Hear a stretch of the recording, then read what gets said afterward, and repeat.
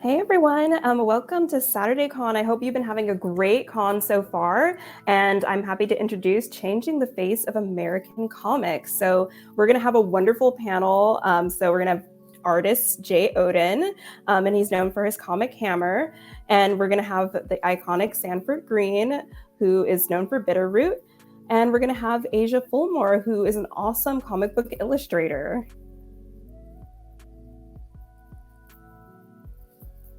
And while they hop on, I hope you all are already thinking about your questions because I already know I have a ton. Unfortunately, couldn't come in because of her her mic issues. I think she's still trying to fix it, so she could be coming in later. Nice. Well, as we get started, how are you guys doing today? Doing pretty well. It's been a good day. I'm in there. Yeah, I'm tired, but it's working out. Yeah, it's great to be here. We could be out there.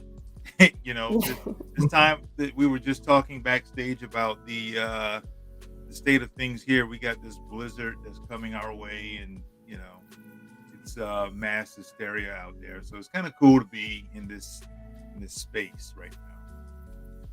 Definitely agree. The world, well, to say the least, there's a lot going on in the world. So The least of it is this. The least is this blizzard is going to hit us and wipe out half of the South. Oh, God. What was it? That Vortex blizzard from 2017. Hopefully. Oh, yeah. Oh That was up north. That was up. Next to the Great Lakes, right? Yeah, towards New York and Jersey and Connecticut and Boston. Yeah, I don't think it's going to be that insane. Yeah, no, we anytime. treat it like that, right? We're in the South. Yeah. We're not used to, we get a drop of snow and it's chaos everywhere. So Yeah. Yeah. Yes, I hope it's not like that either. Like anytime something says vortex in it, it just, yeah. That's a negative word, right? It's sad to say, but it beats words like pandemic and stuff like that, right? It's like True. I need a different, I need a different disaster right now. Oh, too funny. Well, like you said, it's good that we have this space so we can just nerd out and, take a break from the chaos of this world. But yeah, hopefully Asia can join us soon. But I guess kind of to get us started, I just have some questions for both of you. So I think that it's so cool that we're in a new year and that there's, this kind of infinite level of possibilities when it comes to, comic books and creativity. So I just wanted to know for you both personally, what are some of your comic book goals for 2022 and how has, the world, speaking of the pandemic, sort of impacted them? Sanford, you're the master. You go first. Well, I think the biggest thing, man, is just keep doing what I'm already doing. In an interesting kind of way. Speaking of Vortex, it's kind of I think the last 4 years, if we're really thinking about it, probably even before that, since 2016, when the other guy occupied the White House. I think things, the seismic shift of things started happening, and there was a lot of self-reflection. And I know it really kind of galvanized a lot of creators, me in particular, who really started to feel the weight of what's happening in our society, and it really affected what we did creatively. And so we wanted to, and I say we, many creators I've spoke was in connections with around that time. We all just felt like we needed to do something, right? We needed to make some kind of impact with our work. And thus things like Bitterroot came out, Excellence came around that time. Tuskegee Airs came out around that time. If you guys are familiar with that series, and there's a few others. Of course, the bigger projects before our deal was, Luke Cage, Black Panther. So we, Black Lightning even. And so we knew that the time was now, because we're starting to get these, we're starting to get, when the world really stopped, that's when all that stuff that we were seeing already, that's when everyone saw it. Everyone started feeling it. Of course, all the stuff that happened um, with with with George Floyd, Ahmaud Arbery, and Brittany. I'm sorry, is it Brittany Taylor, Breonna Taylor, and just over and over and over, and we just started to feel like, yeah, we have to, really create something that's going to give us a serious voice, and not just be in the crowd anymore. We wanted to make an impact. It's going to make, galvanize not only creators, but readership, viewership, or what have you. So plans for 2022 is just to keep doing that. I'm very fortunate that we were able to do it, and it really caught a lot of attention. But now we want to continue to grow that and take it even higher than previously.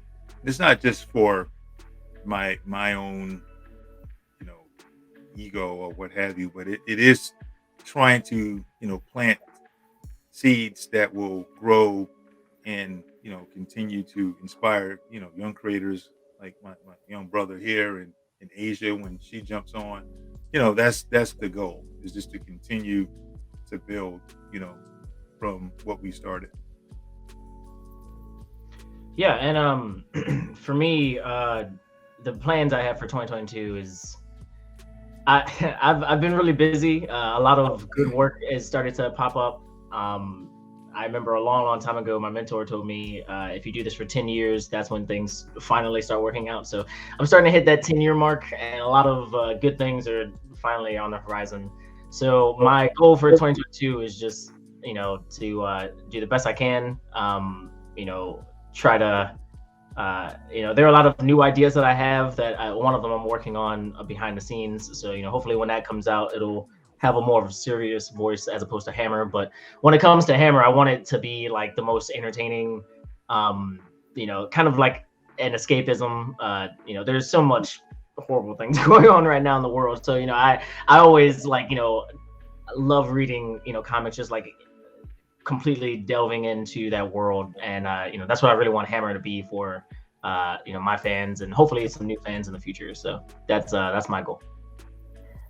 Nice. I love hearing about continued work and, kind of seeing things grow and keep going. And I know that we have, some like diehard fans probably in our audience, but also some new people that are like, hey, I'm new to, comic books. I'm new to this. And so I was wondering, for both of you, what is your comic book artist and writing origin stories? Like, how did you get started? And, kind of throw it back a little bit. I may need a little more time, so I'll let you go first, man. Simply because I don't think this audience is gonna be able to relate to my story. It's pretty old school, right? So, all right, origin time. I've been drawing since I was 6 years old. It first started just, my brother would draw doodles and stuff, and I, as a little kid, would copycat. So I was like, okay, well, I would draw with him. And that was always fun. And then there was a show called Doug on Nickelodeon. It goes like do do do do do do do. It was like one of my favorite shows. And the main character had his own comic where he, would draw Quail Man. I think it was what it was called. And I loved it. I thought it was really cool. And I was like, you know what? I want to draw. So I would always, at first, honestly, I thought Quail Man was cool, and I was like, I want to be a superhero. But then I got older and realized I can't do that. So drawing would be like the next step. So I, started drawing more and more. I eventually met my mentor. His name was Rashad Doucette. I was like 10 years old, and he graduated from like the high school that like I was in. But he was like also going to my church. So like he would teach me a few things behind the scenes, me and my brother. And eventually, we heard about SCAD, and I really wanted to go because, I'd never heard of a school that you can major in comic books for. So I was like, yeah, this would be a pretty, nice thing to do. So I didn't know exactly how expensive it would be, but I mean, it was still a really cool experience, and I met a lot of cool people, and yeah, I just kept on going. When I was in SCAD, my one of my teachers, Brian Ralph, he told me, "You already know what you're doing. Just get out there and get published." And right after he told me that, I got published with Antarctic Press. The story was called Chicken Fight, and that was the first one in 2010, 2011. So about 10 years ago, and now things are finally starting to pop off a lot more, where I have more book deals and all of that. So it's just there you go. That's my origin story. I'm glad that I've been able to stick to it, and yeah. I'll tell you what, that is so different from my story. I think Asia just jumped in. I don't know if she knows your origin story. Yeah. What? No, you don't know do you know my origin story? You told me like 3 times. Okay. Well, I'll let you go and you tell your origin story. Yeah, I guess.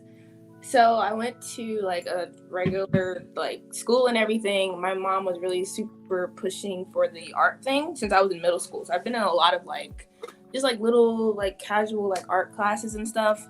When I went to high school, I got to be in an AP art class, and my my teacher knew Sanford, and she invited him, and he showed us all his stuff. I was like, wow, you can do this for real? This can be a job? That's so cool.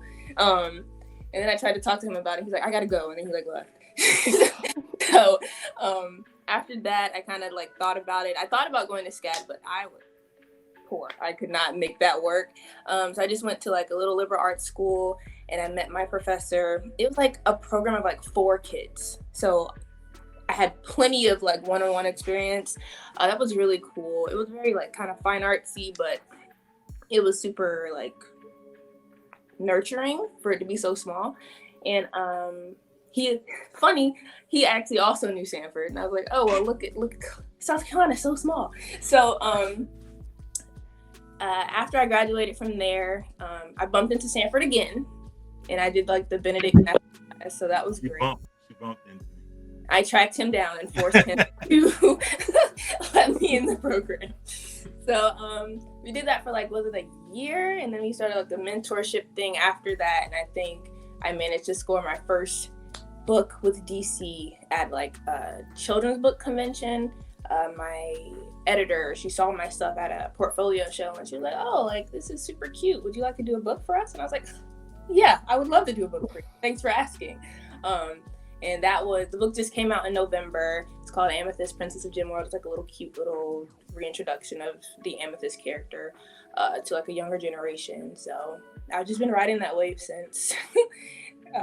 So yeah, hopefully I got some good stuff coming up for 2022. So that's kind of my origin story.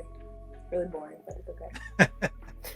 It's not boring. It's actually it actually kind of brings it back to with an origin story like mine, where it's probably the most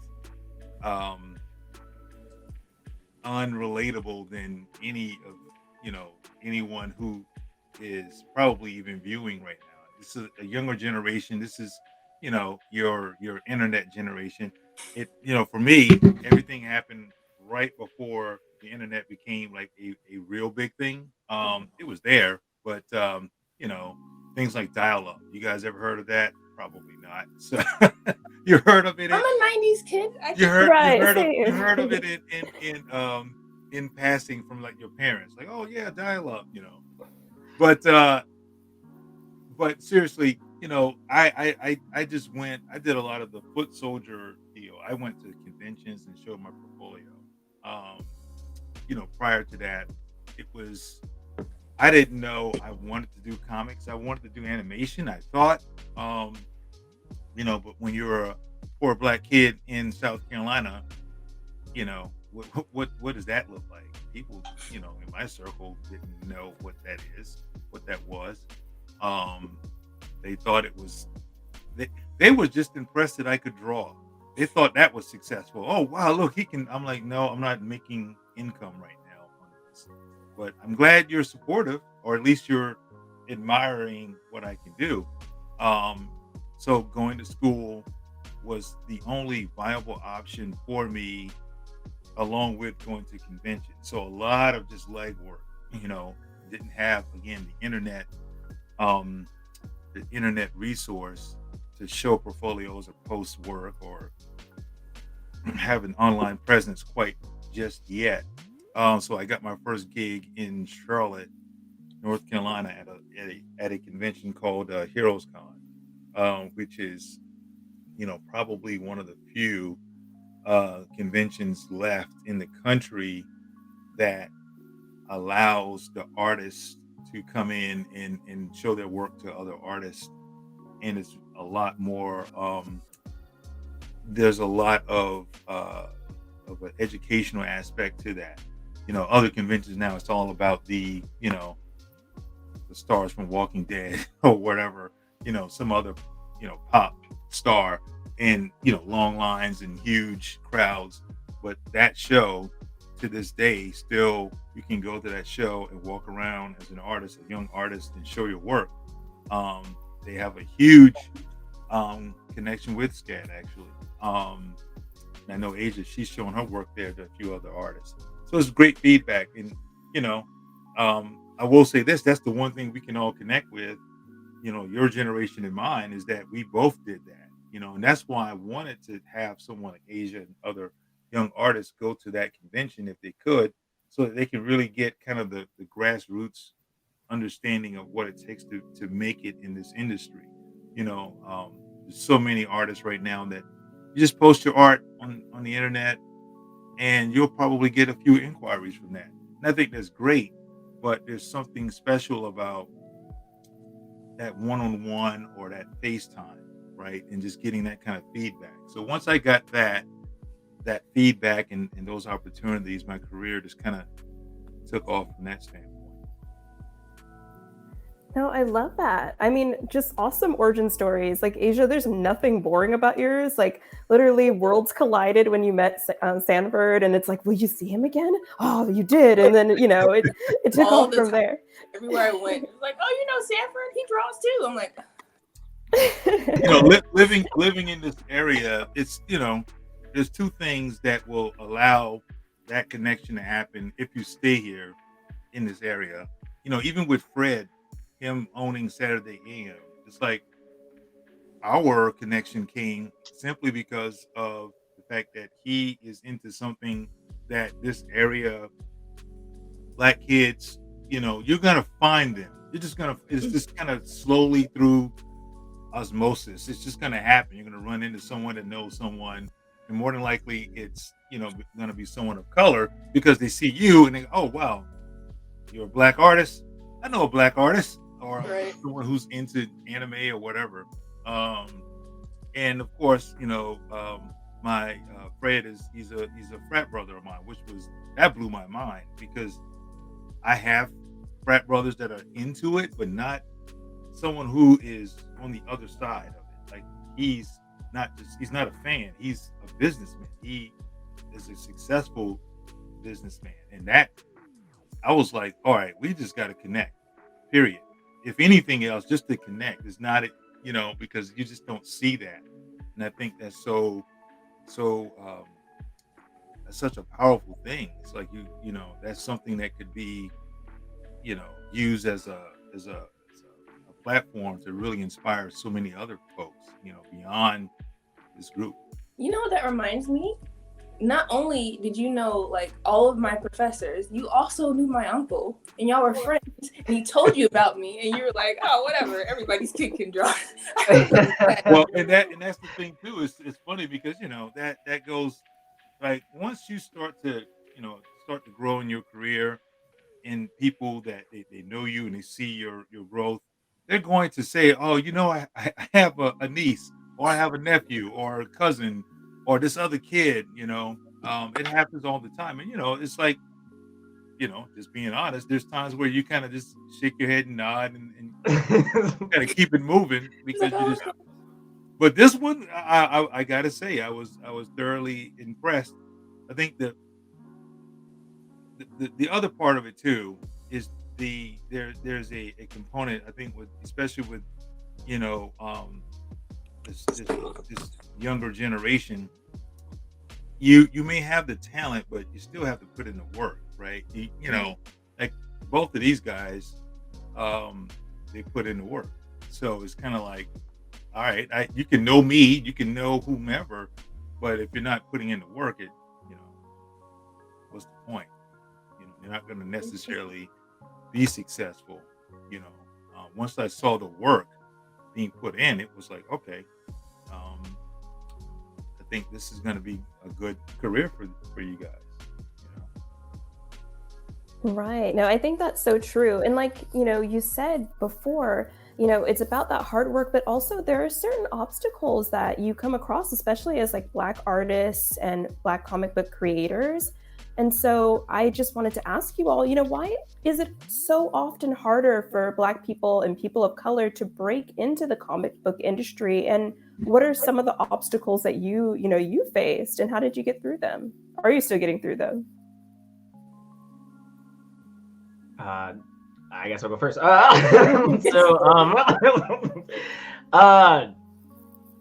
So I haven't really had a lot of obstacles, mainly because I haven't had a lot of jobs. So I mean, maybe that has been a really big obstacle. The very first comic that I had, I sent that in just to like see what would happen. Like it wasn't anything of like saying, hey, they're gonna pick this up. So when they did pick it up, it actually was a Black author and writer at Antarctic Press. I forgot his last name, Fred. He was the creator of Gold Digger and a lot of other titles at Antarctic Press. And like he saw my stuff, and it was an email like I don't know, maybe a week or so after I had sent out the package, because that was the only time I actually did. I was a traditional comic book artist. I sent out a script and sent out like these chapters and stuff to a few companies, and that was the only time I did that. But he emailed me and told me that he loved it, and he thought it was good. And when the comic came out, I originally had the character. It was me, and I'm Black. I'm not really like really dark, but I wanted to have that character be Black, and like I had his hair kind of like mine. It wasn't drawn like this, but it was essentially a lot longer. But unfortunately, on the cover, like he wasn't really colored the way I wanted him to be colored. So I made it a point to bring it up in the next volume cover. I was like, hey, let me color this so that way it could look like the vision that I have in my head. So I mean, that was something that came to mind when you were talking about struggles and stuff. But when it comes to there were a lot of friends that I had in the comic book industry just from meeting them at SCAD. Some of them gave me a shot. Some of them like said that they were, and they either didn't get around to it or they just never did. But like I never really took it as they were trying to block me out just because I was different or anything like that. I just figured I needed to get better or like I needed to try to bring something else to the table. And eventually I got to the point where I was after Chicken Fight came out, I worked with this one company and they got some stuff published on USA Today for me, so that was pretty cool. And then after that, I was able to work with Omni Press on they had this My Voice project, and there was a writer who wrote this book. It was called Lemonade Code. And when they pitched it to me, I was like, yeah, I'm totally down for this. And then I found out that he was a Black author as well, and I was like, oh wow, this is really cool. So honestly, I feel like I was just placed in the right time to do this. I haven't really had a lot of obstacles and trying to follow my dream other than myself. My own obstacle was me, just time management, trying to get better, trying to push myself to let people know, hey, I exist. I do this, look at my stuff. So I mean, I do think that there have been a lot of obstacles in the past, and the people like Sanford Greene and Reggie Byers and several people paved the way for people like me. So I'm very grateful. But luckily, I have not had too many obstacles in my path. So. As for me, I'd also agree. Like I said, I haven't, like you said, I haven't had a lot of jobs, so I can't really say. I think a lot of the struggle for me has been very much mental, and also it's like I have a lot of people. I've cultivated a pretty big like family of Black artists, um, just around me, around my age, and it's like it's tough when like they're going through their struggles and I'm trying to support them. It's like there's a lot of people who just kind of get beat down by like just feeling like they're not being seen, they're not being heard, like nobody cares, like, and it's a lot of my Black artist friends are feeling that way, and it's just kind of like I have to keep myself from falling into the pit of like feeling like, oh, my art's like not good enough or nobody cares. Like it's very much just like a mental game. And I don't know if that's probably not just for Black artists. That's just probably like a Black artist thing. I mean, an artist thing across the board. But a lot of my Black friends are going through this, and it's like, you don't know, is it because I'm Black, like, or is my art just not good enough? Like, what is the thing that's keeping me from the success that I see so many other people like reaching? And a lot of the artists I look up to are Black, so it's like, it can be done, but I think for me that's the biggest obstacle I have is just like my mindset. Like, am I thinking healthily about my art? Like, how am I feeling emotionally? Like, am I strong enough to do this and not get like torn down by my own insecurities and the insecurities of people around me? Like, that's also a thing. Like, people are like, well, how did you get it and I didn't get it? Like, oh gosh, like now we have to have this discussion. Like it's just I think that might just be the biggest thing for me. Just protecting my mental health, trying to help the other artists around me, making sure everybody's like in a good place. We're not comparing ourselves to people and that type of thing. So I'm sure like in 10 years when I've had a couple more jobs, I can be like, there's like other factors. But as of right now and the experiences that I've had, that's all I kind of got. Well, I think I got news for both of you. You're going to feel that way, 10 years from now, 20 years from now. It's going to be a different, you're going to have more in your arsenal, right? Mm-hmm. You're going to have more in your resources when you do face those days of the insecurities and the doubts. And there is something, and I've had this discussion since when I first started, because my obstacles, again, coming from a different era, we didn't have, it literally, it was when I saw someone of color at a convention, we just gravitated towards each other, and we've been friends ever since, the Corey Randolphs, the Karan Grants. These guys have moved on to do, some great things, which is also somewhat comforting to know that they were successful in what they're doing. LaShawn Thomas, doing animation. It's a good bit of us at that time.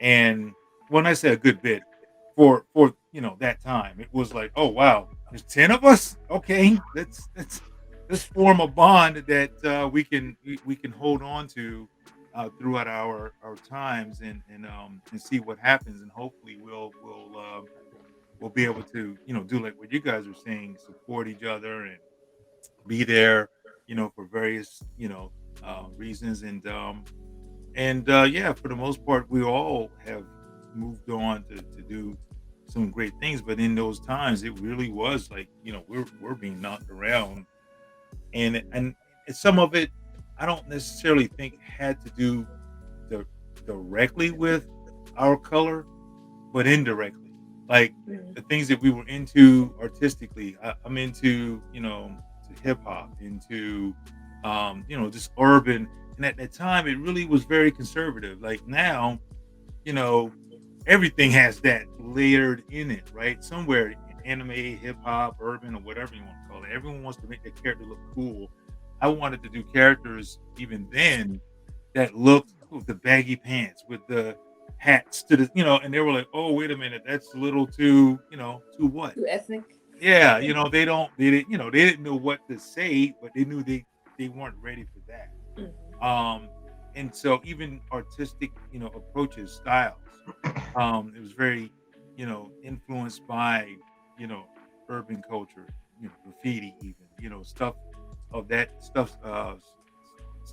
nature. And yeah, so it just people weren't ready for it. I'm grateful that we hung around long enough, because a lot of the things that we're able to do now was because we stuck to our roots then. Spider Verse is the whole reason Spider Verse exists is because of a lot of the visions that we had then. We wanted to see Spider Man swing through the neighborhood, and on the street corner you see a crew of guys rapping, or graffiti on the sides of a build. We were trying to do all of that in the comics, and we got pushback. Um, you know, um, Pushback as in you're not going to work on this series anymore. They didn't say we don't want you to draw like this anymore. You just didn't get the jobs anymore. Yeah, like we're gonna go in a different direction. Yeah, we're going to go in a different direction, that kind of thing. So, um, again, that was the challenge, and again, just we're very fortunate that we weathered that storm. And the storm is still there in some other ways, but not necessarily like the Copeland brothers, Jace, Chris, and Justin. They're art directing at DreamWorks now, and those guys they're kind of like the school right after our school. They were influenced by what we did, and that's when we knew they were kind of the first group that helped us to feel like we weren't just in some fight losing battle. They came up to us and they shared their inspirations. um Chase Conley, those guys, they all came around, and were super inspired. So we were like, oh, I guess we're not we're not doing too bad here. We got people that do see us, and that gave us a purpose that, hey, let's keep doing what we're doing, because hopefully 20 years from now we're going to see an army of black and brown faces doing some incredible work. Hopefully we can do it too. We want to stay we want to stay doing it as well. So No, I love hearing that. Kind of just, one side is challenging yourself to keep growing, and then also kind of challenging the status quo and saying, hey, like if we don't build the groundwork for change and like doing something different, it's not going to happen. And I think that we definitely see that with what everybody, all of you are doing. And that even exists, as like a writer and a journalist for myself, like that kind of, okay, it's about challenging self, but also it's about kind of challenging what's going on or like what's not being represented. So I love that. I want to remind everyone, just, audience, have some questions ready, because in a bit, going to invite you all to ask some of those. But in the meantime, I also want to just kind of give Sanford a shout out about Bitterroot. Like, it was announced a while ago that, it's going to have this really awesome like movie deal. And just to see that foundation that you talked about, putting down for other artists, other creatives come to fruition, it's pretty amazing. That's awesome. It is. thank you. Yeah, I mean, everything you guys shared is partly why we felt this thing was going to, when we conceived the idea, we knew that whether it became a film or whatever, we knew that the story was going to be significant, as it hadn't been anything out there quite like it, which was mind-boggling, but at the same time very it was like, oh wow, here's our opportunity to do something really great. There's a million artists out there, with 2 million stories. So it's kind of like, how do you decipher through all of that? And I think that's what makes being a artist of color makes it even more exciting, because there's a million stories that haven't been told from those perspectives, right? yes, there's the hero's journey. It's all of that. Yeah, but how do you tell that story from our perspective? That's kind of a rare thing, but they're starting to happen now. We're starting to see more and more, and yeah, we're just happy that grateful that other people saw what we're doing and wanted to help it to manifest into something even beyond what we're doing. Well, we're super excited. Like, I'm just, I can't wait to see, everything come to fruition and see it, because I know even now you're inspiring people, and that's just going to keep going. So wonderful. I'm so excited to get to our questions because I know people have a lot of them. So in just a second, we'll have those come up. Here we go. So we have Austin Harvey, and he says, how do you guys come up with the ideas for your story?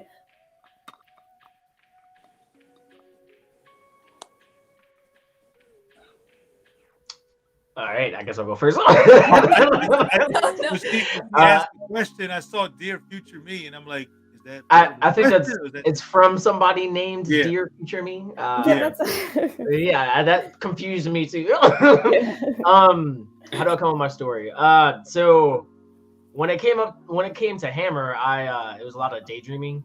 I came up with that story when I'm currently a pharmacy tech. That's my day job. But before that, I was a customer service, cashier person. And a long time ago, when I was in customer service, inside of like the booth and all that, there was some type of construction going on, and I saw a hammer, and I was like, "Oh man, that's pretty cool," Like, I mean, I've seen that be a weapon before in a lot of different anime and manga, but like, I was trying to think of a way to like make it different, and I just kept on daydreaming because it was a very boring job. So I daydreamed, and like there was this one scene with him hitting like an octopus, and I was like, oh wow, that's cool. And I just put that to paper. But that's how I came up with Hammer. But when it comes to every other story, I'll either sometimes I'll take two properties and put them together and think to myself, okay, what can that create? Sometimes I'll just pick something of my own life and then just add an X factor to it, and then just say, hey, this would be a pretty fun story. So it kind of just depends. It just sometimes I could just be walking down the street and something would hit me. So it really just kind of depends on the day, honestly. You go, Sanford.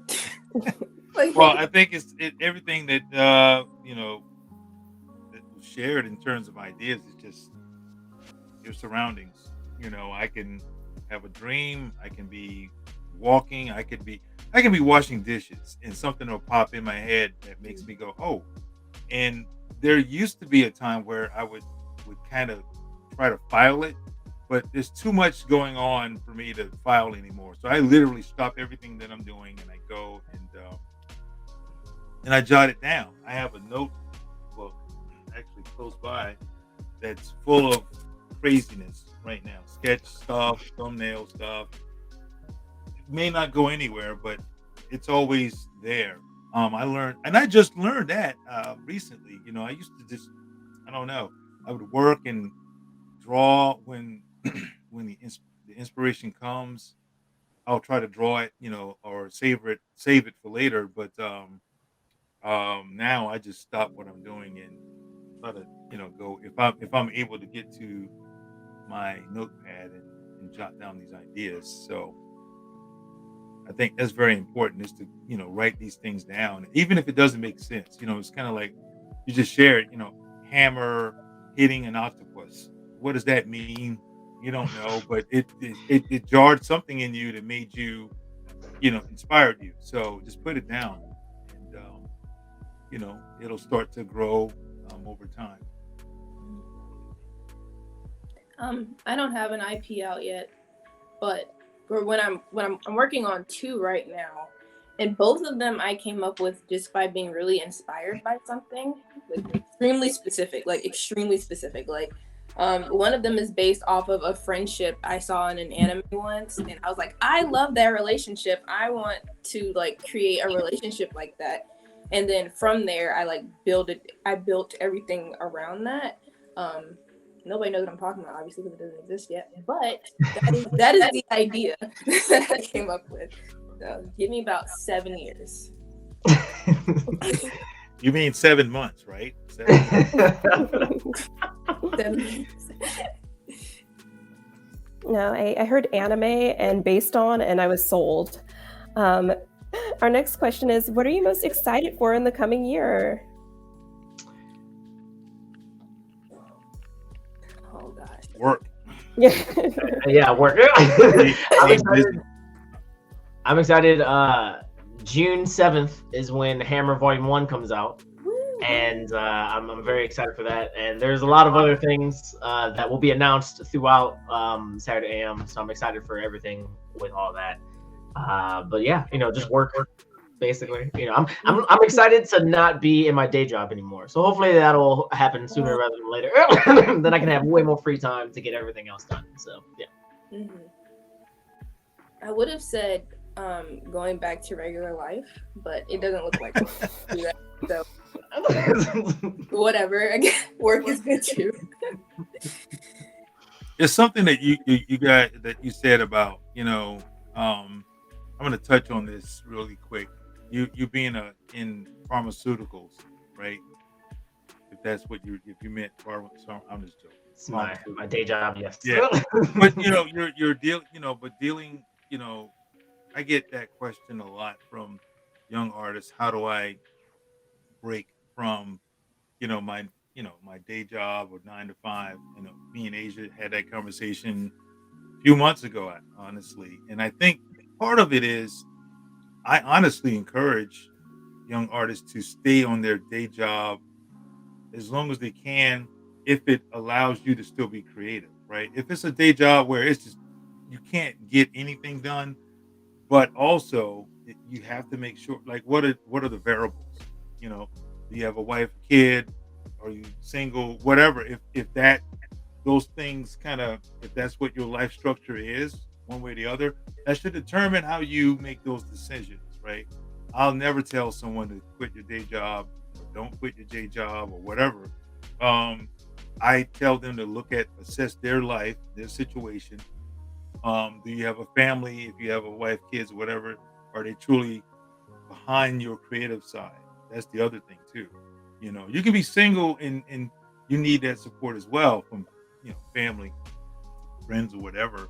But if you got someone that's willing to see your career, they want to be a part of that trajectory of your career or what have you, then that definitely helps to give you leverage to move forward in your career.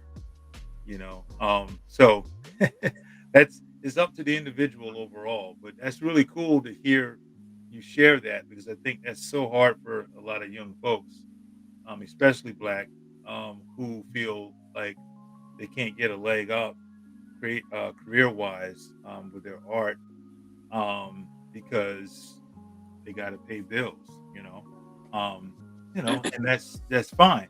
I don't want people to feel like they're unsuccessful just because you're still at a 9 to 5. If you got a book that's published, you're successful, right? If you got a book that's coming out, you're successful. So I think you shared earlier about a 10-year plan or something like that. I would say in this day and time, it may not necessarily be 10 years, but it should be somewhere around 5. Or if you have those intangibles, you're good, you work hard, and you're a nice person. you can honestly get away with not being 2 out of the 3. Yeah, I heard that before. Actually, I heard this before. Yeah, it's they call it the 3 bullets, right? And they're gonna, editors or publishers, they're gonna see if you got all 3, or they're gonna test you to see if you got all 3. The art, being good at art, is the easy one, right? That's the easy one for them to dismiss you. Oh, you're not ready or whatever. But what if you are really good? Then they're gonna go to the next thing. Okay, how do they have a good work ethic? But what you can do, this is a little gem here. If you got a great smile and warm personality, you can kind of, Mr. Miyagi the whole thing and make them feel, or Jedi. That's a better reference. Yes. Yeah, you can make them. It's like if you got that that charm or whatever, your art all of a sudden becomes, oh well, I like this person. I would love to work with them. They don't see, oh, they're not ready yet necessarily.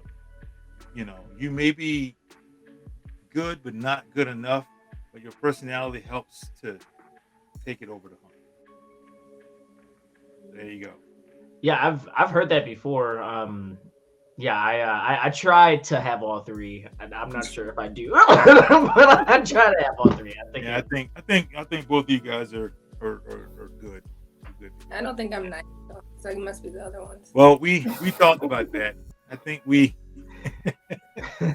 talked about that. I think you're much better. That's for sure. Wow. That's awesome. Well, there you have it. Probably the best advice, possibly the best advice of the day. Be a good person. All right, we have time for one more, I think. How do you think the evolution of manga comic industry has affected your own narratives as creators?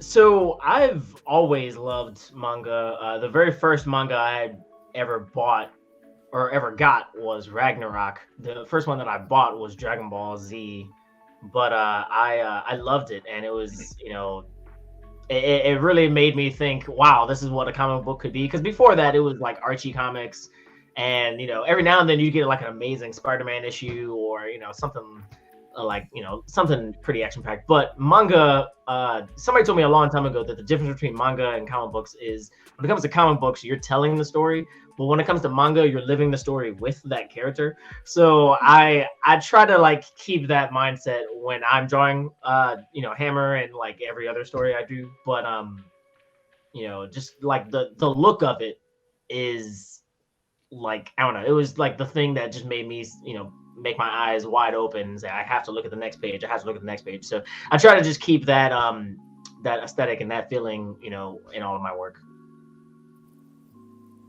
Mm-hmm. I think for me, it's been pretty great for manga and anime to be more widely recognized, I guess, and on the West at least. Because when I was going to school, I would always get that art professor comment that's like, this is too we don't like the anime look. You got to stop drawing like that. This is not going to work. You need to go back to traditional. Oh, you like comics? Okay, well, draw like these. Don't draw like those. We don't, don't draw the anime style. So after hearing that for my entire life, it's quite nice now to see that people are a lot more accepting of that type of drawing style, I guess you could say. It's interesting how things have changed so quickly, because I was the nerd that watched Naruto, you know what I mean? It's a completely different environment now, and I never let that change my art too much. I made straight A's in school. I don't care what the art teacher said. Whatever. You're gonna give me an A. I don't care what you say. So I don't know. It's just interesting. My stuff hasn't really changed that much, because I've been drawing the same way for a while now. But it's just interesting to me. And I think a lot of kids now who still get those kind of don't draw anime style conversations with their schools, I think they're finding a lot more ways to get around that, or just be no, you're just old. So it's a lot more validation and just, drawing what you like to draw. You can draw whatever you want. You don't have to fit in anymore. I feel it's a lot more flexible with art styles and this comic side of things. So yeah. I mean, I'm I'll be the first to tell you that that style has benefited what I was trying to do 15, 20 years ago almost now. I was influenced by anime and manga and animation. There was an artist back then, Joe Madura. He created this Yes. he was kind of the first to show that you can do it, and we got my school, if you will, we got excited because, oh wow, there it is.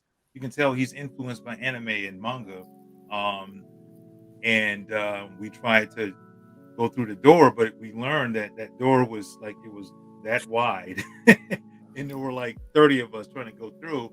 They only let but so many go through. Scotty Young, I think, was around that time. He made it around that time. Roberto Ramos was before us, but there was just only a handful. Now it's like literally whole companies that here on the West that are formed because of that. Whereas then it was such a small audience that got those opportunities. So yeah, I mean that's the biggest thing. It's just the growth, and it's just going to be even more. I mean, there's you got what's the the Korean digital Webtoon. Webtoon. My God, I did something with these guys and they can't remember. But I tried to do, but I was trying to do some stuff with them that I realized that, man, it's like I used to be I was too far ahead of the curve. Now I feel like I'm behind. Like they're looking at me going, look, it's not manga enough. I'm like, oh wow. Before it was like, before it was like, oh, there's too manga. I'm like, wait a minute, I'm trying to draw. So, it's past me now. I don't, you guys have fun with that. I love it, but it's for you guys to take forward and make it, even greater. Yeah, I love those stories. I remember my first manga was Sailor Moon. Yeah, I think so. I used to watch it on Toonami all the time. I would run home, that, Dragon Ball, and then Yu Yu Hakusho. Good times, man. Yes. Yeah, I remember seeing, my first anime was, it was kind of the typical, Dragon Ball. But then we kind of got some of that, what we call the underground stuff was, at that time, was Akira and Fist of the North Star was like, that was like, oh my God. I'm like, what am I looking at? This is awesome. Now I look at it and I cringe, but back then it was like, you mean to tell me they draw this? They take time to show heads exploding and it was beautiful. But yeah, that kind of thing was and then there was this other anime called Guyver. You guys heard of that? You said Diver? Guyver. Guyver. Guyver. I think it was called Guyver. And I remember MacGyver. He was not that one. Okay. That's a totally different thing. But with Guyver, he would have this. It's kind of like it was kind of a cybernetic, cyberpunk. He fought these alien creatures and stuff like that. It was pretty wild, pretty violent stuff. Is this it? That is. Oh wow, that is definitely it. Oh, nice. Yep, cool. heard it. Well. Yep, that stuff is that. I saw that and I was like, oh my God, this is the greatest thing ever. And I never looked back. I couldn't stand to American animation around that time. I hated it. I hated American animation because of Guyver. It was like, why can't it look like this? I see. I think my first anime, does Pokemon count? Yes.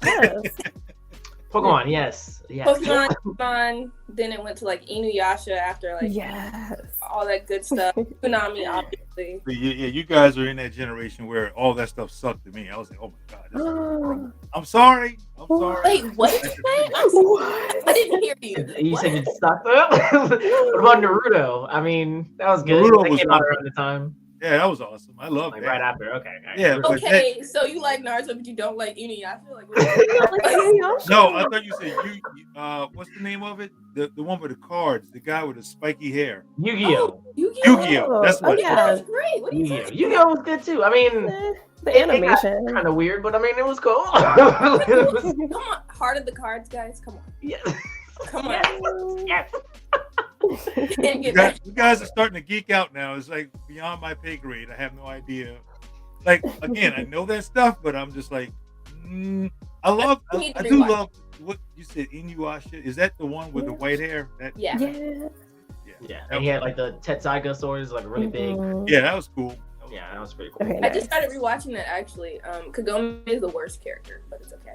Kagome? No. She's also the main character. Oh man, it's so cool to see you guys geek out over this stuff. It's like, oh wow, look at that. I loved it, man. It was awesome. I remember when they stopped airing the new episodes and like they just restarted. Like it was like right in the middle of a fight scene. I was like, what are you doing? And like I had to wait years before I was able to see like the end of that fight. But whatever. Anyway. Yeah, that happened a lot. Like I would just, especially like what was that anime? Samurai Champloo. Like I don't know what part I jumped into that, but there are full episodes I've never seen before. What are you doing? That was the anime that made me feel like, they're starting to get it. They're starting to understand all the stuff that we were talking about as young creators back then. We wanted to put in that style, and then here comes, here comes these Asians that's doing it, and we can't do it. Oh no, they're taking our culture. They're taking the whole hip hop thing, and like the whole vibe is there, guys. Yeah. But that was the thing. It's like we were. That's when we got even more inspired and anxious to some degree, because we felt like, we were still young in our career, but we felt that we had those ideas for forever. And here comes this group putting together this incredible anime, and we just felt like we were gonna, if we weren't being diligent, we were gonna get left behind. I guess that to some degree that's the struggle again as an artist of color, because we were like, we try to do the same thing and no one paid attention to us.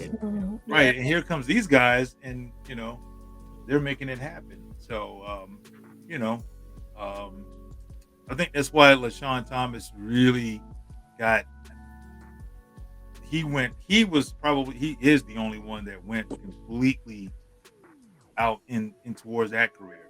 I dabbled in it, but he went beyond. I mean, where he was determined to get his visions put not only in comics but to be on screen, in animation. So it's kind of cool though to see his inception and some others, kind of grow from stuff like that. Yeah, I was a huge fan of the Boondocks growing up, but I actually saw his series. What was it, Cannon Busters on Netflix? Yeah, that was pretty interesting too. I wonder if there's gonna be another season, but that was pretty cool. I'm getting a lot of text saying that we only have a few minutes left, so I'm not really sure if there's any more questions, but I was just letting you guys know. Yeah, so I just honestly want to thank everyone for tuning in. Like, this has been a ton of fun, from just hearing everyone's origin stories to just nerding out over like anime picks and stuff. So thank you all so much. And so this was Changing the Face of American Comics. So go ahead and, follow everyone, please. Follow Jey Odin, follow Sanford Greene, follow Asia Fulmore, follow them, follow their work. They have some really exciting things coming up, and stay tuned for the rest of SaturdayCon.